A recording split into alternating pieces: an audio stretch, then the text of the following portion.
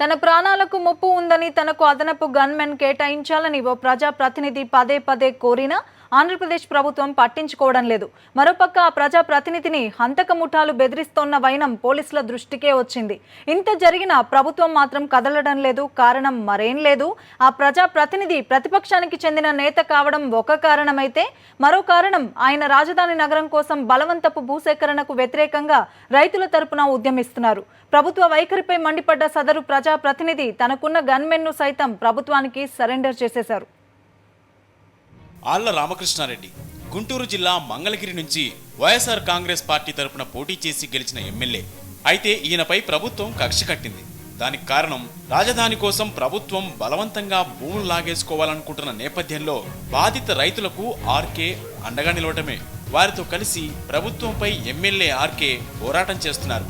దాంతో ప్రభుత్వం తమకు వ్యతిరేకంగా వ్యవహరిస్తున్నారన్న ఆగ్రహంతో ఆర్కేపై వేధింపులు మొదలుపెట్టింది.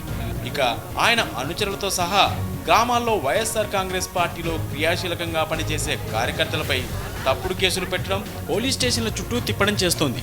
ఇప్పుడు ఏకంగా ఎమ్మెల్యేనే టార్గెట్ చేసుకుని హెచ్ఆర్సీ ఆదేశాలను సైతం తుంగలో తొక్కుతోంది. ప్రస్తుతం ఎమ్మెల్యే ఆర్కేకు 1+1 గన్మెన్ ఉన్నారు. దీన్ని 2+కు పెంచాలని ఆయన చాలా కాలంగా ప్రభుత్వాన్ని కోరుతున్నారు. అయినా చంద్రబాబు సర్కార్లో చలనం లేదు. ఆర్కేపై ఆగ్రహంతో ఉన్న ప్రభుత్వం ఆయనకు అదనంగా గన్మెన్ను పెంచేందుకు నిరాకరిస్తోంది. గన్మెన్ను పెంచాలని ఆర్కే కోరడానికి ప్రత్యేక కారణాలే ఉన్నాయి. ఆయన నియోజకవర్గంలో ఇసుక మాఫియా పెచ్చరిల్లుతోంది. కృష్ణానదిలోంచి అక్రమంగా ఇసుకను తవ్వి తరలిస్తున్న ముఠాలు చాలానే ఉన్నాయి. అక్రమ తవ్వకాలను అడ్డుకున్న ఆర్కేను వారు గతంలో చాలాసార్లు బెదిరించారు. హతమార్చుతామంటూ ఫోన్ కాల్స్ కూడా చేశారు.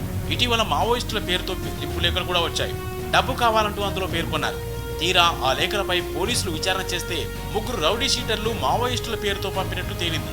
దాంతో వారే కాపు కాసి 3ని అరెస్ట్ చేశారు. వారిలో ఒకడు పలు హత్య కేసుల్లో ప్రధాన నిందితులని కూడా పోలీసులు చెప్పారు. ఇప్పుడు వారంతా బెయిల్పై బయటకు వచ్చి తిరుగుతున్నారు. ఇక ప్రస్తుతం రాజధాని గ్రామాల్లో ప్రభుత్వానికి సహకరించలేదన్న కారణంతో నిత్యం బెదిరింపులు, హెచ్చరికలు కూడా వస్తూనే ఉన్నాయి. 2 నెలల క్రితం 6 గ్రామాల్లో రైతుల పంట పొలాలను తగలబెట్టడం, వారి పాకలు, డ్రిప్ ఇరిగేషన్ పైపులకు గుర్తు తెలియని దుండగులు నిప్పు పెట్టిన సంగతి తెలిసిందే. అప్పుడు కూడా బాధిత రైతుల తరపున ఎమ్మెల్యే ఆందోళనకు దిగారు. ఈ నేపథ్యంలో ఎమ్మెల్యే ఆర్కే తనకు గన్మెన్లను పెంచాలని కోరారు.